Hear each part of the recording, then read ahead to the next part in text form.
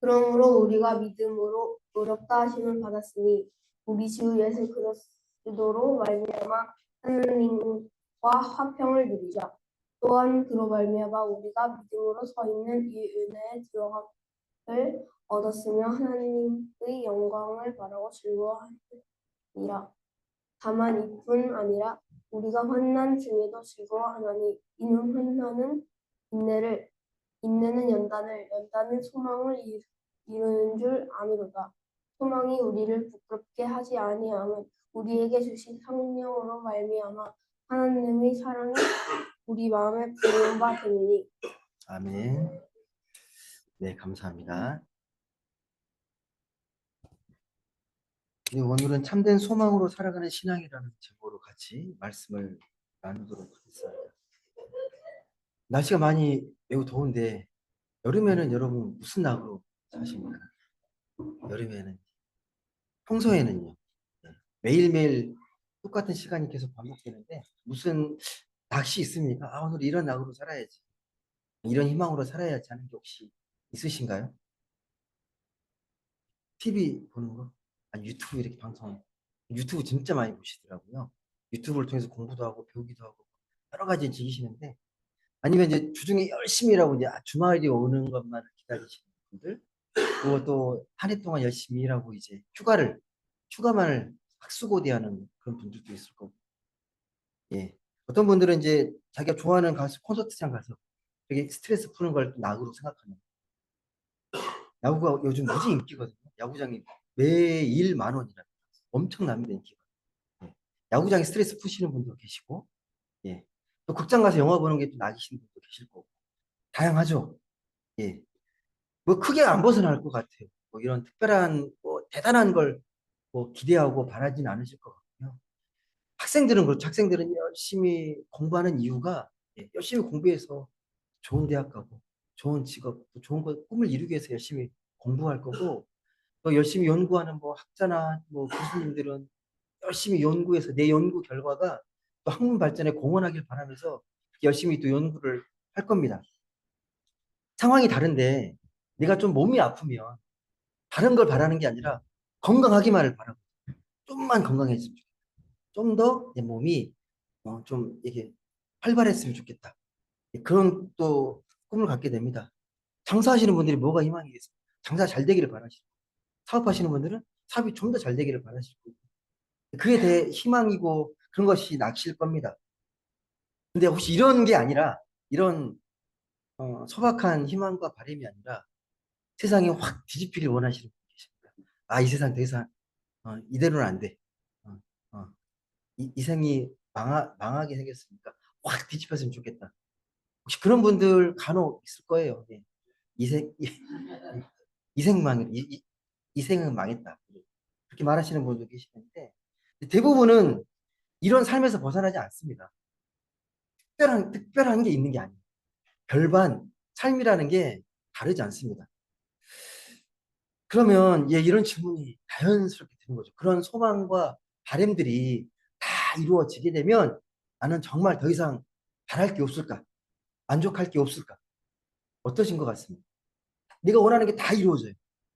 예. 기도를 하면 다 이루어지고 꿈같이 막 예, 다 이루어져요. 만족하실 것 같습니까? 예. 만족하실 것 같죠? 뭐 그래 본 적이 없으시니까 모르겠지만 근데 우리의 마음이라는 게요. 한계가 이루어지면 또 다른 바람을 갖게 되잖아요. 또 다른 그 이상의 것들을 바라게 돼요. 지금보다 좀 더 나은 거, 좀 더 나은 거. 한 개의 문제가 해결되면 또 다른 문제가 다 찾아오듯이 우리 희망과 소망도 한 개가 이루어지면 또 다른 희망과 소망을 꿈꾸게 됩니다. 그래서 계속해서 희망이 이루어져도 우리는 절대 만족 못합니다. 예. 이 세상의 것으로는요, 절대 만족하지 못합니다. 이걸 신앙적으로 뭐라고 이야기하냐면요. 우리는 예, 영적인 존재다라고 말해요. 왜 영적인 존재냐면요. 하나님의 형상대로 지어진 존재여서 그래요. 하나님의 형상대로 지어진 존재는 영적인 존재입니다. 영적인 존재는 뭐냐? 영적인 만족을 추구하는 존재랍니다. 영적인 만족. 이 영적인 만족은 어디서 오냐? 하나님께로부터 온다라는 거예요. 하나님과의 관계로부터 우리가 그 영적인 만족을 얻지 못하면 영적인 허기짐이 결코 채워지지 않는다라는 가장 근본적 차이가 그거예요. 우리가 이 세상에 모든 것들을 소유하고 모든 것들을 다 누려도 결코 만족할 수 없는 건 우리가 영적인 존재이기 때문에 영적인 허기짐이 그것들로 채워지지 않기 때문입니다. 그래도 나는 돈만 있으면 만족할 것 같다는 혹시 그런 생각 얼핏 되지 않습니까?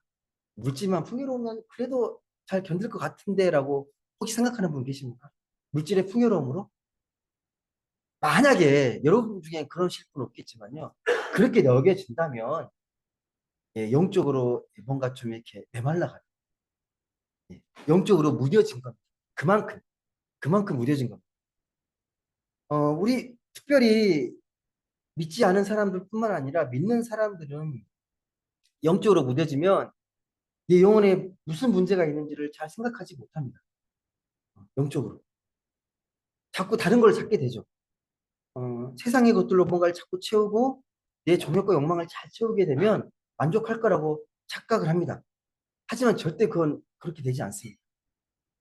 다시 말씀드리지만 성경은 우리에게 뭐라고 말하냐면 우리에게는 영적인 만족이 참 만족이다라고 그렇게 말씀합니다. 우리의 만족은 영적인 만족. 하나님께로부터는 그 만족이 채워지지 않으면 결코 만족할 수 없다는 겁니다. 그럼 그 참 만족이 뭔지 알아야 되죠. 그렇게 채워지는 만족이 뭔지 알아야 우리가 정말 기쁘게 살아갈 수 있습니다.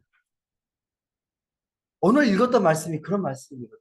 오늘 말씀이 예, 진짜 만족이 뭔지를 우리에게 생각하게 하고 깨닫게 하는 말씀입니다. 한번 오늘 말씀 5장 3절 말씀 한번 읽어보겠습니다. 정말 중요한 말씀이거든요. 로마서 5장 3절 말씀 한번 우리 같이 한번 읽어보겠습니다. 같이 읽겠습니다. 시작. 다만 이뿐 아니라 우리가 환난 중에도 즐거워하나니 이는 환난은 인내를. 그 앞절에 보시면 그렇게 나오죠. 우리가 뭐라고요? 환난 중에도 즐거워한다. 혹시 이 말씀 이해되십니까? 환난 중에도 고난 중에도 즐거워한다. 정말 그렇습니까? 여러분? 고난 중에 즐거우세요? 기쁘세요? 어떠세요, 여러분? 솔직히 말씀해 보십시오. 예? 괴롭죠? 힘들잖아요. 환난 중에 즐겁다. 근데 믿지 않은 사람들 이 말씀 해보세요. 환난 중에 즐거운 거예요. 예, 미쳤다 그러고. 죄송한데. 그런데 오늘 말씀에 그렇게 고백하잖아요. 이 로마서 5장 3절의 고백은 이 바울이 로마서 교회에 쓴 편지거든요. 예, 환난 중에도 즐겁다라고 고백하는 편지를 지금 로마 교회에 쓰고 있습니다. 근데 이 환난 중에 즐거워하는 건 우리가 평소에 아는 대로 뭐가 이루어져서 내가 바랬던 소망이 그 목표가 다 성취돼서 나타나는 그런 즐거움이 아닙니다. 환난 중에 즐거워하는 거예요. 세상에 말하는 즐거움은 뭔가 이루어지고 선물이 주어지고 뭔가 이루어졌을 때 그 기쁨인데 우리가 말하는 이 신앙의 기쁨은 환난 중에도 즐거워할 수 있는 그러한 기쁨입니다. 이게 뭐냐는 거죠. 환난 중에 정말 즐거워할 수 있는가? 문제가 해결되어서 뭔가 이루어져서 그런 차원의 기쁨이 아닙니다. 환난 중에도 기뻐할 수 있는 그러한 기쁨인데 예, 차원이 좀 다른 거죠. 그 이유가 2절에 그 이유가요. 이유가 2절. 2절 한번 같이 읽어보겠습니다. 2절 시작. 또한 그로 말미암아 우리가 믿음으로 서 있는 이 은혜에 들어감을 얻었으며 하나님의 영광을 바라고 즐거워하느니라. 아멘. 뭐라고 이야기합니까? 이 말씀이 좀 쉽게 이해되십니까? 그로 말미암아 그가 누굽니까? 예수 그리스도로 말미암아 우리가 어떻게 됐다? 믿음으로 서 있는 이 은혜를 얻게 됐다. 예수의 은혜로, 예수의 보혈의 은혜로 우리가 믿음을 얻었는데 이 은혜로 어떤 은혜를 얻게 됐냐? 하나님의 영광을 바라고 즐거워한다라는. 그러니까 다른 기쁨이 아니고요. 환난 중에 즐거워할 수 있는 기쁨이 하나님의 영광을 소망하고 바라면서 즐거워한다는 거예요. 이게 이해되십니까? 그래도 어렵지 않으세요? 뭐가 좀 추상적이지 않으세요? 와, 내가 예수 믿고 그 믿음의 은혜로 이제 내가 하나님의 영광을 바라보는 소망을 얻게 됐어. 하나님의 그 영광, 하나님의 영광을 바라고 즐거워한다 그러잖아. 이게 뭔지 알아야 되잖아요. 이 고백하는 하나님의 영광을 바라고 즐거워하는 것. 여러분 이걸 이렇게 생각하시면 돼요. 여러분 지금 이렇게 여기 있다가 이 환경에 있다가 아름다운 시골에 들어가서 그 마을 풍경에 막 감탄하고 막 이렇게 막 행복해 하잖아요. 새로운 환경에 들어가는 거. 전혀 새로운 세계의 환희, 그 밝음을 막 기쁘게 느끼는 것. 존재적인 어떤 기쁨이 있죠. 예. 새로운 세계에 대한 기쁨. 이게 하나님의 영광이 세계입니다. 이게 지금의 세계가 아니라 지금하고는 비교도 안 될 만큼 차원이 다른 밝고 빛나는 놀라운 아름다운 그 풍경을 목격하는 것처럼 거기에 우리가 들어갈 수 있다는 그 영광을 소망하고 바라는 즐거움. 이해되시나요? 쉽게 설명하고 하려고 하는데, 그러니까 전혀 다른 환경에 대해서, 그러니까 내가 여기 사는데 내가 가난해지다가 부자 되기를 꿈꾸잖아요. 똑같은 거예요. 내가 이곳에 비록 이렇게 살지만 언젠가는 내가 하나님의 영광의 세계에 들어간다. 남들이 들어갈 수 없는 하나님의 영광의 세계에 들어간다는 그 기쁨이 있는 거예요. 누구에게요? 예수 그리스도를 믿는 자에게 은혜로 주어지는 거라는 겁니다. 이 은혜가요. 여러분, 근데 이 영광이라는 말을 잘 이해하셔야 되는데, 우리 영광이라는 말 가끔씩 쓰잖아요. 누구한테 쓰세요, 영광? 아, 영광입니다. 언제 쓰세요? 유명한 사람이나 뭐 대단한 사람들 만나서 보게 되면, 어우, 영광입니다. 여러분, 만약에 대통령 만나면 영광입니다라고 하실 겁니다. 그러시겠죠. 네. 그러실 거예요. 네. 와, 영광입니다. 내가 있어야 할 자리가 아닌데, 그 뭐 높은 좋은 자리에 초대되면 그러잖아요. 어우, 제가 이런 자리에 있다니. 아, 영광입니다. 그때 영광이라는 말을 쓰거든요. 근데 그 영광은 복음적인 영광의 의미가 아닙니다. 우리가 쓰는 영광은요, 인간에게 쓰는 영광인데, 원래 이 영광의 의미는 영영이 빛나는 영광. 중간에 꺼지면 영광이 아닙니다. 그러니까 이 영광이라는 말을 붙일 수 있는 존재는 오직 하나님밖에 없어요. 영원하신 하나님께 붙여지는 수식어가 영광의 하나님이에요. 영광의 인간, 이런 건 안 되는 거예요. 유한한 인간에게 붙여지는 수식어가 아니라 오직 하나님께만 붙여지는 용어가 영광의 하나님.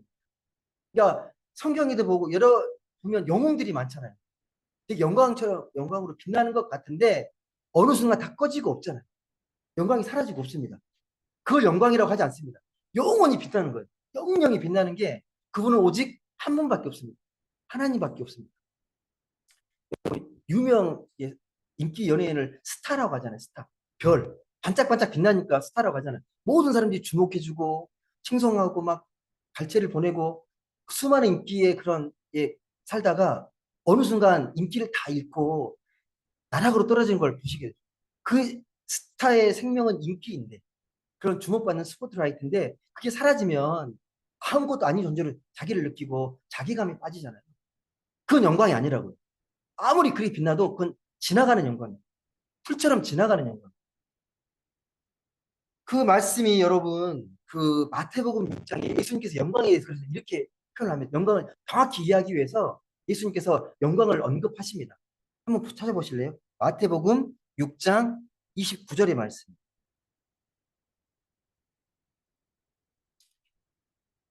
마태복음 6장 29절 말씀 같이 보겠습니다.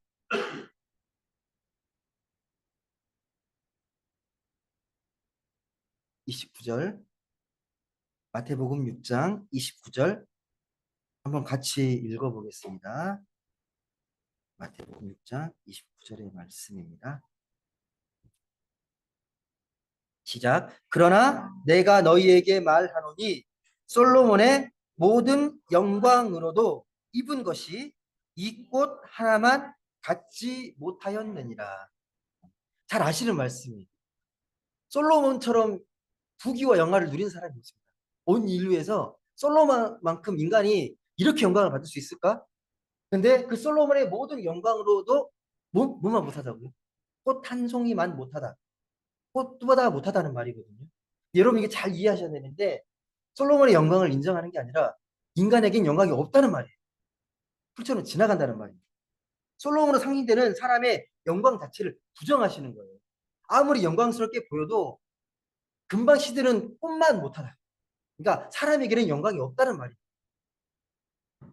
여러분 솔로몬을 비롯해 수많은 영웅들이 영광을 받은 것 같지만 지금은 흔적도 없잖아요. 지금도 영광스럽습니까? 아니잖아요. 예. 영원하지 않은 건 영광이 아니에요. 영원하지 않는 것. 그러니까 우리가 세상이 말하는 차원의 영광이 아니라 영원히 빛나는 하나님의 영광에 참여할 희망을 우리가 갖게 됐다는 거예요. 그 영영이 빛나는 그 영광의 세계에 우리가 초대되어서 그 세계를 바라보고 그 소망으로 우리가 살게 되었다. 이게 오늘 환난 중에도 즐거워할 수 있는 이유라고 말하는 거예요. 다시 말씀드리지만 이 하나님의 영광을 어, 좀 설명하는 게 정말 어렵습니다. 제가 이렇게 설명을 드리고 있지만 우리가 얼핏 아는 것 같은데 명확하게 설명하기 어려워요. 그러니까 실체가 예를 들면 이게 영광입니다라면 쉽잖아요. 이 컵이 영광입니다. 여러분 다 이해하시는데 영광은 눈에 보이는 게 아니에요. 그런 성질의 것이 아니에요. 눈에 보이지 않는데 하나님에게 견주어서 쓰여지는 수식어인데 이걸 설명하는 게 말처럼 쉽지 않습니다.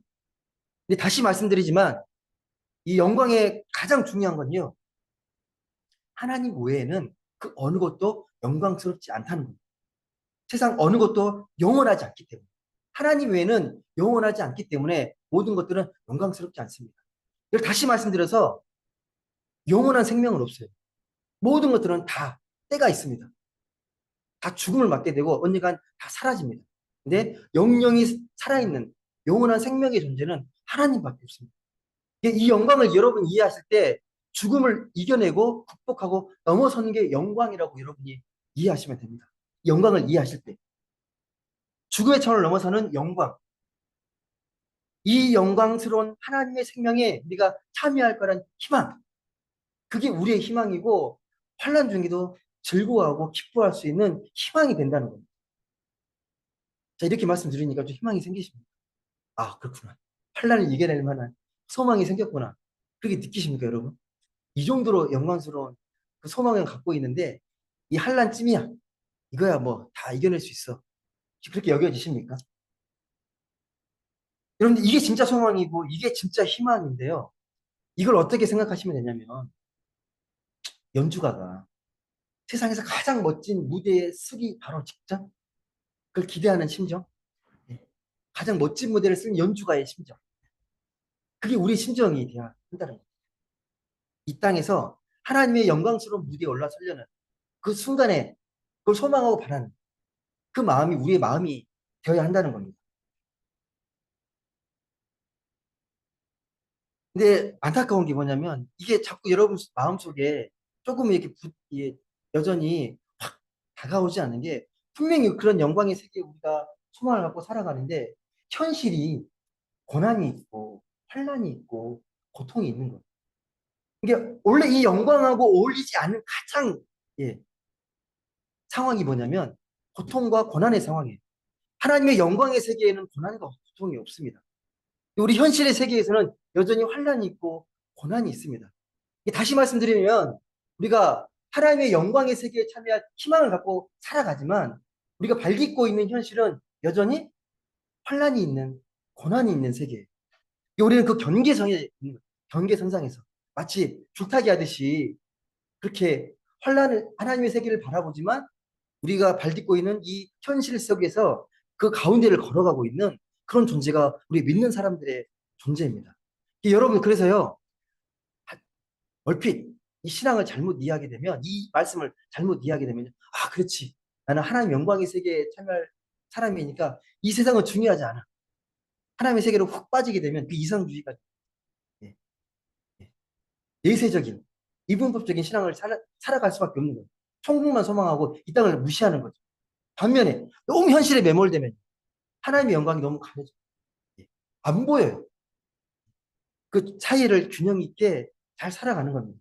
비록 이 땅의 현실은 눈물이 있고 환란이 있고 고난이 있지만 결국 우리가 들어가게 될 그 세계는 하나님의 나라, 영광의 세계라는 그걸 잊으시면 안 된다는 거예요.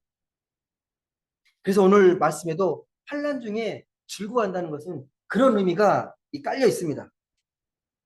하나님의 영광에 참여할 희망으로 기뻐하지만 동시에 현실에서 겪게 되는 여러 고통을 안고 살아가는 그런 존재가 그런 이중적인 존재가 우리 기독교인의 실존입니다. 어쩔 수 없습니다. 완벽한 하나님 나라가 임하시기 전까지는요, 우리는 계속해서 이런 현실을 겪게 됩니다. 여러분, 다시 말씀드리지, 오늘 말씀은 로마서에 있는 말씀인데요. 이 로마서 말씀은 수신자가 로마 교회예요. 로마 교회 신앙인들은 어떻게 신앙생활을 했을까? 지금이랑 어떻게 다를까? 당시의 신앙생활은 더 어려웠습니다. 예. 유대교로부터 핍박을 받고, 종교적으로는요, 신앙적으로, 사회에 나가면 또 누구의 핍박을 받습니까? 로마로부터 핍박을 받고, 이중적인 핍박을 받는 존재가 로마 교인들이었어요. 그럼 오늘날은 그때와 상황이 좀 다르긴 하지만 비슷해요. 그 힘든 환란 가운데서도 우리는 언젠가 하나님의 영광에 참여할 거야 라는 희망과 더불어서 고통스러운 현실, 이 사이를 긴장하며 살아왔다는 겁니다. 그건 똑같아요. 지금이나 예전이나 늘 같습니다. 우리의 삶의 실존은 늘 하나님 나라를 바라보지만 이 땅에 디디고 있는 이 땅은 현실은 고난과 아픔과 환란이 있는 곳입니다. 그걸 기억하면서 살아가는 존재입니다. 우리는 이 두 세계 사이에 분명히 있는데 여러분 분명히 아셔야 될 게, 그러면 우리가 갈등하고 분열이 일어나는 존재가 아니라 오히려 이런 현실 속에서 현실은 고통이지만 신앙의 소망으로 극복하면서 그렇게 살아가는 존재가 우리라는 걸 꼭 기억하셨으면 좋겠습니다. 오늘 말씀을 잘 보시게 되면 다시 말씀하지만 환난 중에 즐거워한다고 고백합니다. 그러면서 이어지는 말씀이 여러분이 잘 아시는 말씀입니다. 3절과 4절 말씀인데 한번 같이 읽어보겠습니다. 로마서 5장 3절과 4절 말씀.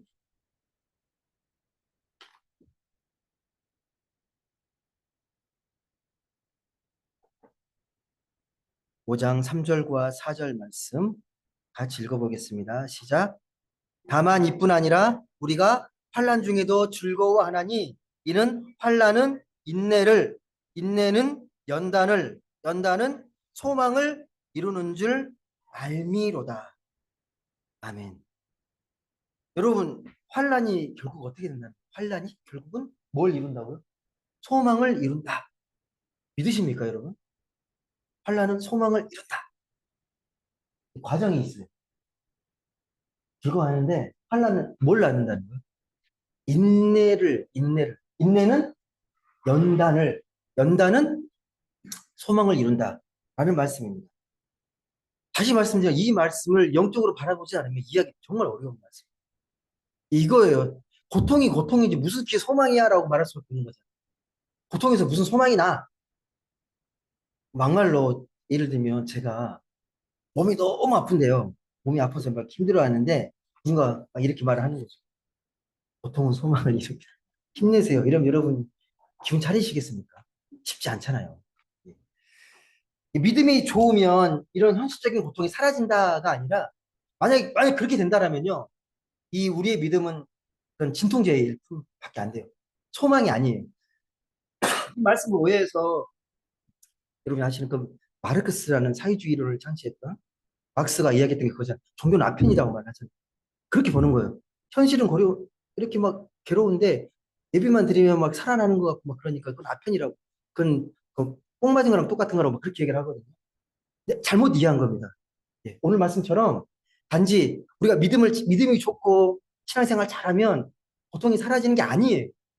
예. 환난은 인내는 연단을, 그 연단을 통해 소망을 이룬다라는 믿음의 고백입니다.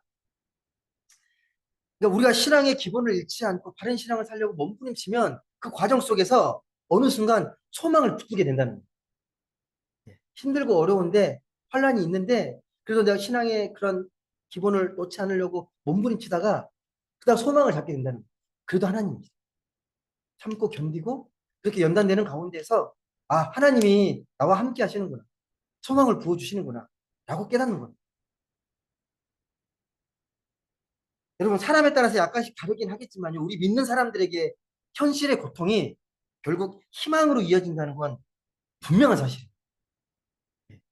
그런 고백을 계속 해오고 있기 때문입니다. 중요한 건 신앙의 핵심을 놓지 않는 겁니다. 오늘 말씀을 통해 고민하게 되면 어떤 상황에서든지 우리는 반드시 하나님의 영광에 참여한다. 희망을 놓으시면 안 된다.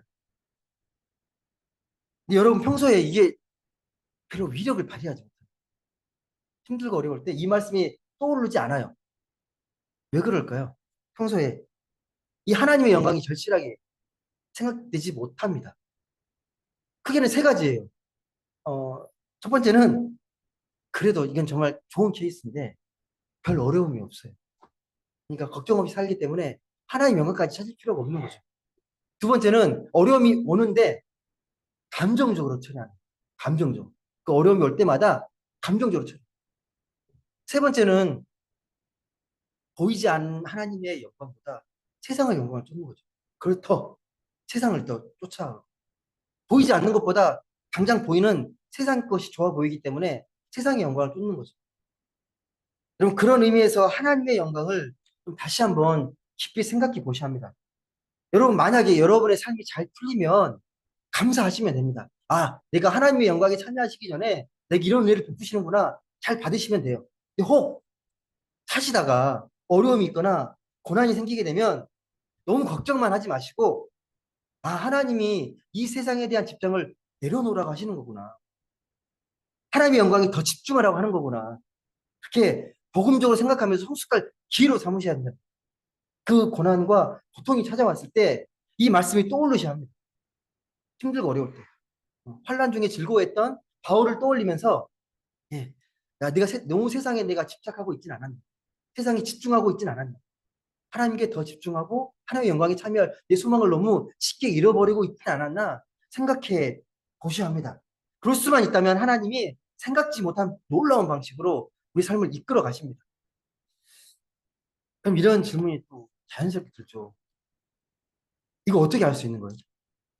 하나님이 우리를 도우신다는 이런 환난 가운데 이런 힘든 가운데에서 하나님 나를 도우신다. 여러분 어떻게 느끼십니까? 아, 나를 돕고 계시네. 이거 여러분 힘들 때, 어려울 때 어떻게 느끼세요? 아, 하나님 나를 돕고 계시네. 뭘로 느끼시죠? 힘들고 어려울 때 하나님의 도우심을 체험한 분들은 제가 말씀드리지 않더라도 아실 겁니다. 어떻게 여러분이 위로받고 어떻게 하나님의 은혜를 체험하게 되는지 아실 겁니다. 근데 오늘 말씀에 그 함께 하심에 대한 이유를 분명히 했습니다. 어떻게 하나님 우리를 돕고 계신지를 분명하게 이야기합니다. 그게 오늘 읽었던 마지막 구절 5절에 기록되어 있습니다. 그럼 5절 말씀 한번 다시 한번 같이 읽어보겠습니다. 5절 말씀입니다. 5절. 5절 같이 읽어보겠습니다. 시작. 소망이 우리를 부끄럽게 하지 아니함은 우리에게 주신 성령으로 말미암아 하나님의 사랑이 우리 마음에 부은 바 됨이니. 아멘. 무슨 말인가요, 여러분? 이 말씀이? 성령이 우리가 이 소망을 품는 게 부끄럽지 않는 게 뭐냐면 성령께서 어떻게 하신다고? 우리 마음에 하나님의 사랑을 부어주신다. 그것을 아신다는. 이게 우리가 생각하는 것처럼 내가 힘들고 어려울 때 그 문제를 착착착 해결해주면 아, 하나님 살아계신다 라고 생각하는 게 아니라 힘들고 어려운 그 어려운 환란 속에서 그 소망이 부끄럽지 않는 건 성령으로 말미암아 하나님의 사랑이 우리 마음에 부어진다는 하나님의 사랑이 충만하다는 느껴보셨습니까 이거를? 힘들고 어려울 때 하나님의 사랑 내가 기도하고 하는 가운데서 그 하나님의 사랑이 꽉 차는 걸 이렇게 경험해 보셨나요? 어떠십니까 여러분?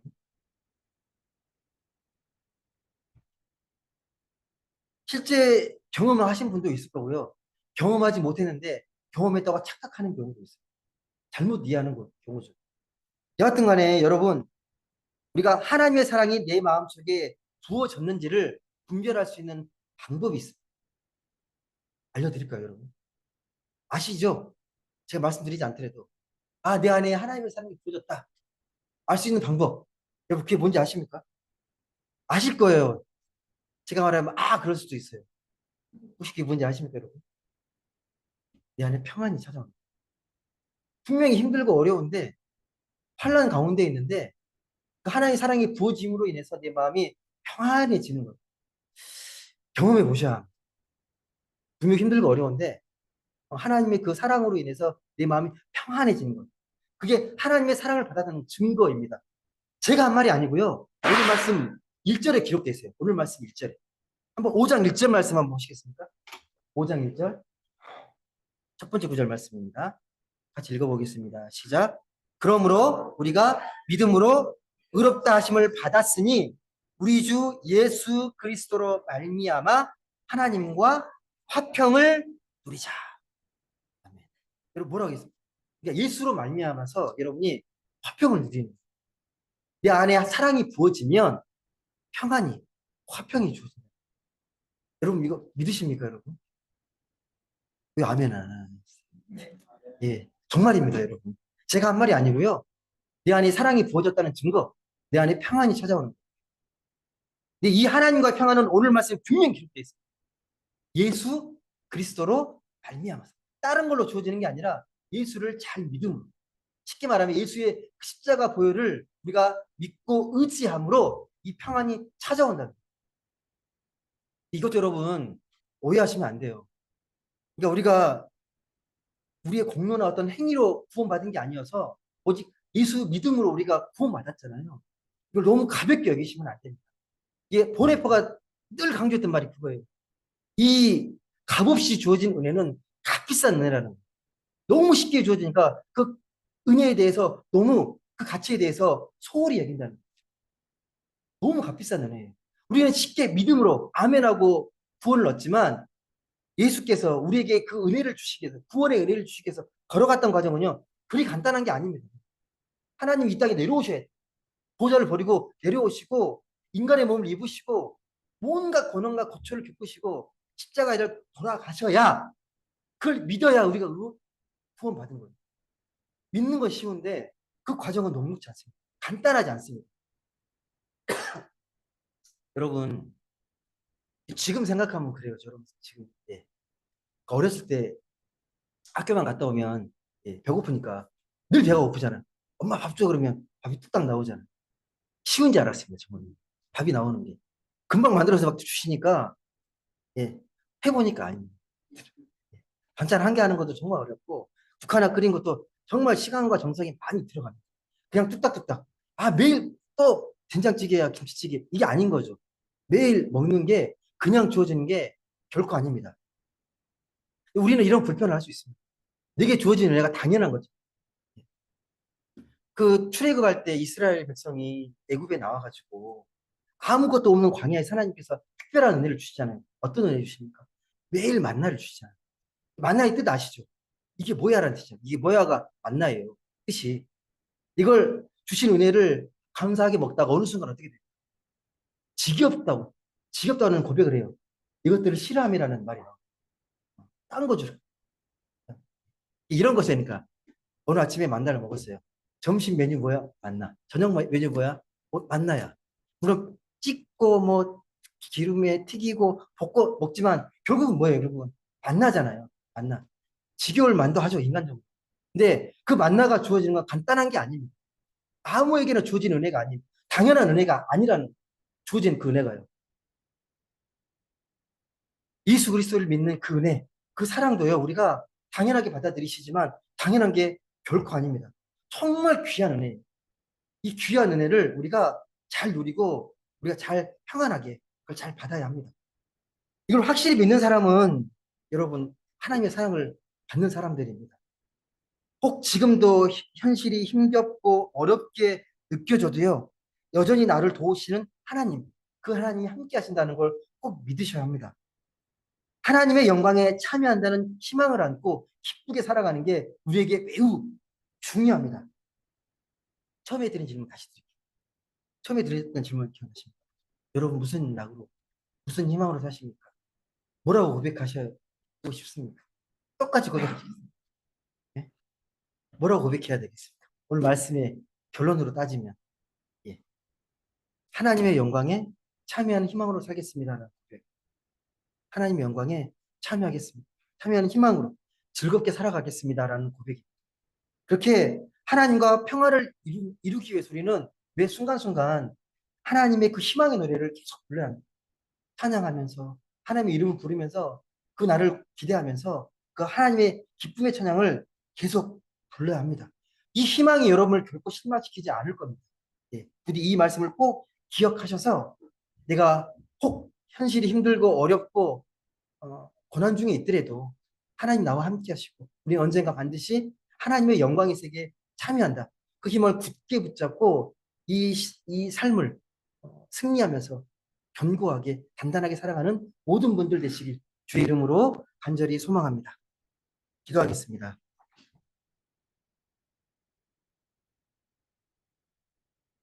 사랑의 하나님 감사합니다. 오늘도 귀하고 복된 날 주일을 맞아 예배케 하시니 감사합니다. 우리의 심령을 온전히 하나님께 드려서 하나님께 예배하기를 소망합니다. 여전히 인간적인 걱정과 염려와 불안으로 인해서 하나님께 온전히 나아가지 못할 때가 너무도 많습니다.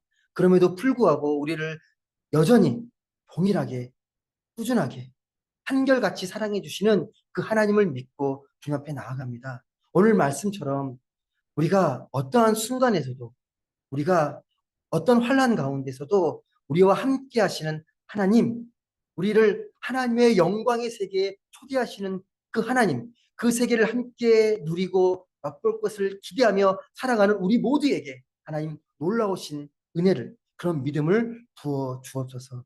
그런 믿음으로 살아갈 수 있도록 성령께서 역사하여 주옵소서. 감사드리며 사랑이 많으신 예수님의 이름으로 기도드립니다. 아멘.